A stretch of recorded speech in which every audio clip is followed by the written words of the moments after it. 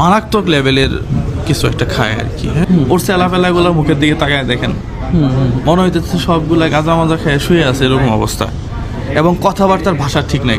দর্শক বিল্লাল আপনাকে বললো যে আপনি ফকিন্নির ছেলে, তাছাড়া আরও অকাট্য কিছু ভাষা ব্যবহার করতেছে, তো আপনি আসলে বিষয়টা কিভাবে নিচ্ছেন? আপনার চোখে কি পড়ে এই জিনিসগুলো পড়ে? না, আমি আসলে ওর ভিডিও এর আগেও দেখি নাই কখনো। আচ্ছা আচ্ছা আচ্ছা। হ্যাঁ, দু একজন আমাকে বলতো যে এই ছেলেটা খুব বাড়াবাড়ি করতেছে, এই ধরনের কথা বলতেছে। তখন আমি দেখলাম যে না, ও তো মানে ওর চোখ মুখ দেখে যেটা মনে হইলো যে ও স্বাভাবিক নাই। আর ও স্বাভাবিক নেই? না, ও স্বাভাবিক নাই।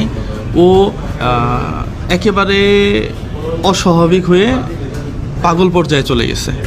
এবং কি জেলাস ফিল হয় তার এত টাকা কামাইছে বা সে ইয়ে হয়, আপনার কি জেলাস ফিল হয়? এটাই তো সমস্যা। টোটালি না, আমি কথা হলো যে তুমি 1000 কোটি টাকা কামাও, এটা সে বলছে। এটা হচ্ছে ওর মানসিক সমস্যার জন্য এই কথা বলতে ও উঠে আসছে ওই লেভেল থেকে।